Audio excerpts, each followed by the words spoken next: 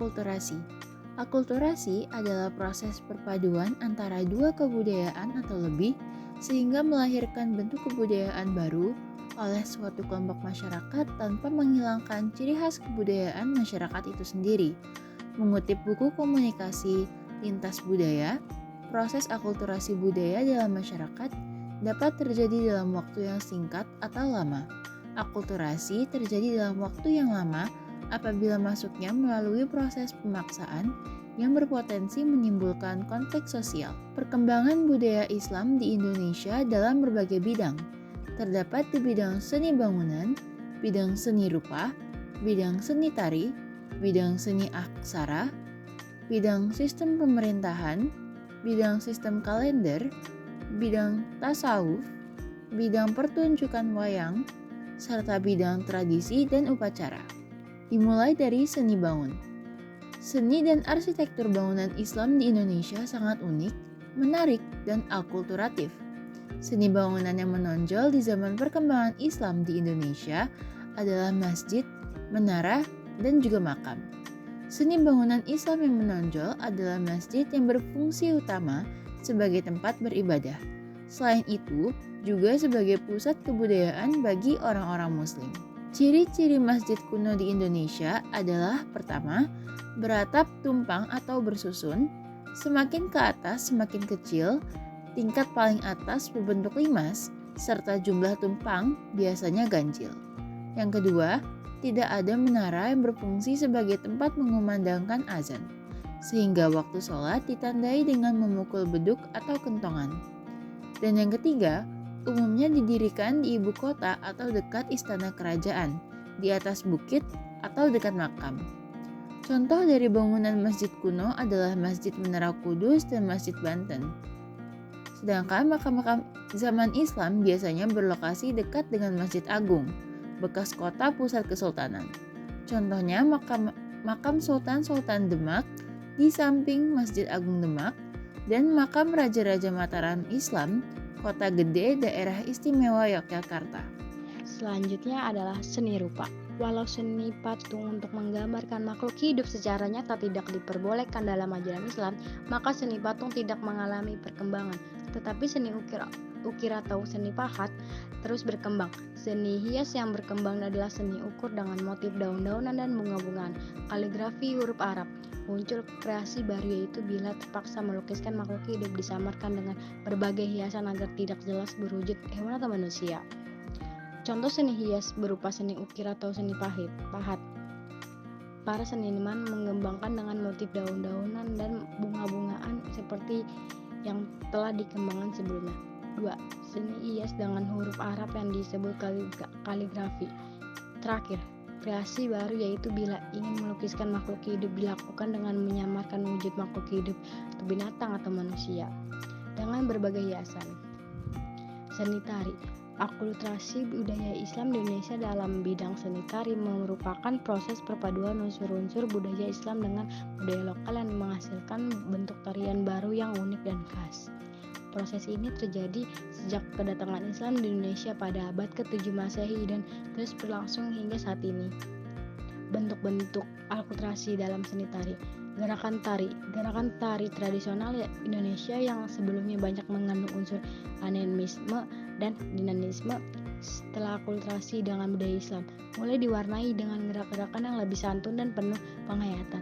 Kostum tari tradisional Indonesia yang sebelumnya banyak menggunakan kain tipis dan terbuka setelah akulturasi dengan budaya Islam mulai menggunakan bahan kain yang lebih tebal dan tertutup.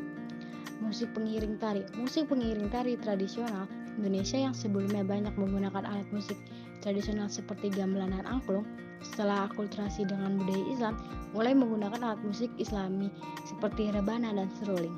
Tema tari tradisional Indonesia yang sebelumnya banyak mengangkat cerita rakyat dan legenda setelah akulturasi dengan budaya Islam mulai mengangkat tema-tema Islam seperti kisah para nabi dan nilai-nilai keislaman. Nah, di sini ada tarian-tarian yang mengandung unsur akulturasi Islam. Yang pertama ada tari sedati yang berasal dari Aceh. Lalu terdapat tari saman yang berasal dari Aceh juga. Dan terakhir ada tari zapin yang berasal dari Riau. Beranjak ke seni aksara. tersebarnya agama Islam ke Indonesia berpengaruh terhadap bidang aksara atau tulisan, yaitu masyarakat mulai mengenal tulisan Arab.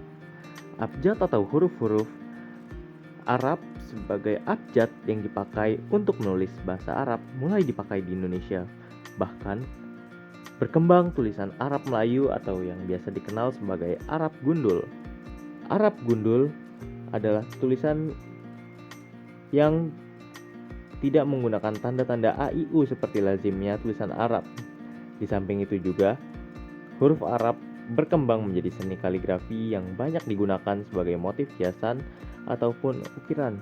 Berlanjut ke seni sastra, perpaduan budaya Islam dengan budaya lokal menghasilkan akulturasi yang indah dan unik dalam berbagai karya sastra seperti hikayat, puisi, dan drama.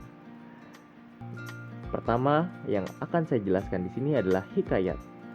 Hikayat merupakan karya sastra panjang yang menceritakan kisah-kisah kepahlawanan, cinta, dan keagamaan. Beberapa hikayat yang terkenal di Indonesia seperti Hikayat Hang Tuah, Hikayat Bayan Budiman, dan Hikayat Amir Hamzah menunjukkan pengaruh Islam yang kuat di dalam ceritanya. Berlanjut ke puisi. Puisi tradisional Indonesia seperti pantun, gurindam, dan syair juga memiliki akulturasi dengan budaya Islam. Munculnya puisi-puisi bertema Islam seperti Syair Perahu karya Hamzah Fansuri dan Gurindam 12 karya Raja Ali Haji menjadi bukti pengaruh Islam dalam seni sastra. Yang ketiga, ada drama.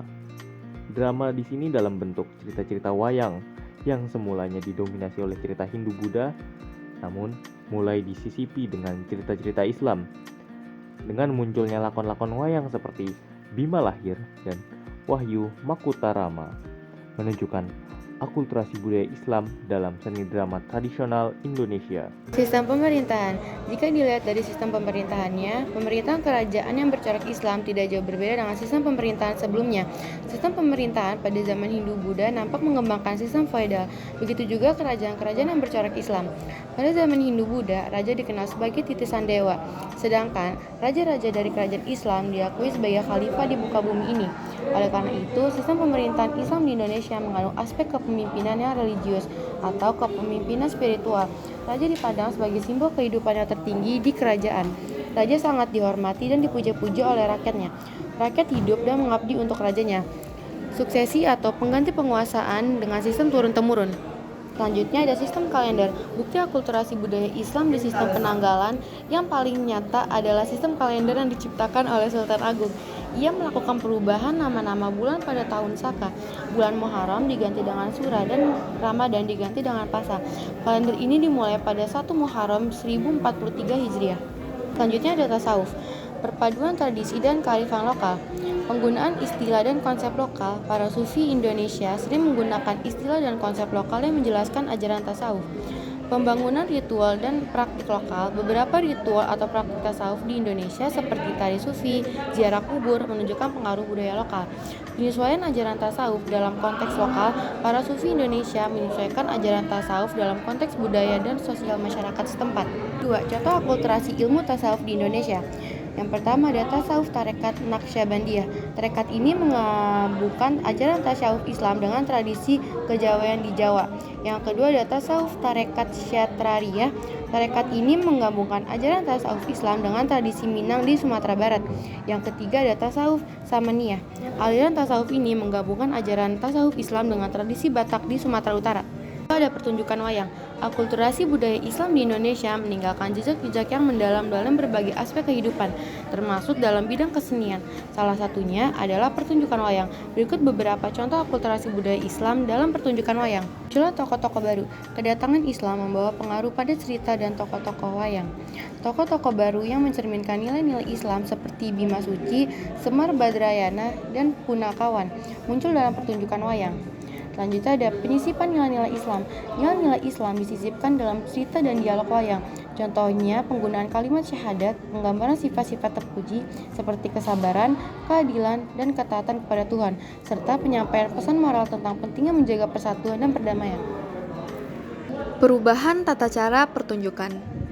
Beberapa tata cara pertunjukan wayang juga mengalami perubahan seiring dengan masuknya Islam. Contohnya, penggunaan doa pembuka dan penutup pertunjukan yang sesuai dengan ajaran Islam, serta pengurangan adegan-adegan yang dianggap tidak sesuai dengan norma Islam. Perpaduan seni musik. Musik dalam pertunjukan wayang juga menunjukkan akulturasi budaya Islam. Alat musik seperti rebana dan gendang yang sering digunakan dalam musik Islam mulai ditambahkan dalam pertunjukan wayang. Contoh pertunjukan wayang dengan akulturasi budaya Islam. Pertama, ada wayang kulit. Pertunjukan wayang kulit yang paling terkenal dan banyak mengandung unsur-unsur Islam. Kedua, ada wayang golek.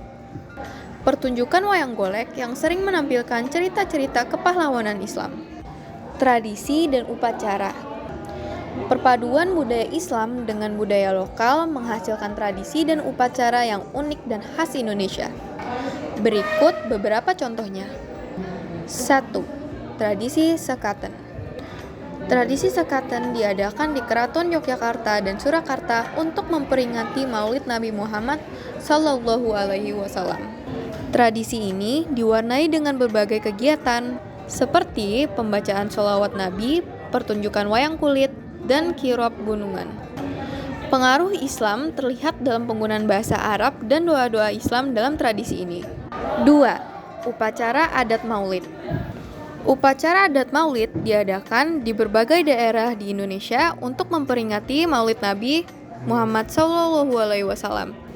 Upacara ini biasanya diisi dengan pembacaan sholawat Nabi, ceramah agama, dan doa-doa pengaruh Islam terlihat dalam penggunaan bahasa Arab, doa-doa Islam, dan tradisi berbagai makanan atau kenduri. 3. Upacara adat rebana. Upacara adat rebana diadakan di berbagai daerah di Indonesia untuk berbagai keperluan, seperti pernikahan, sunatan, dan syukuran. Upacara ini diwarnai dengan permainan rebana dan nyanyian-nyanyian Islami. Sekian, itu saja yang dapat kami sampaikan. Mohon maaf jika ada salah-salah kata, dan terima kasih. Assalamualaikum warahmatullahi wabarakatuh.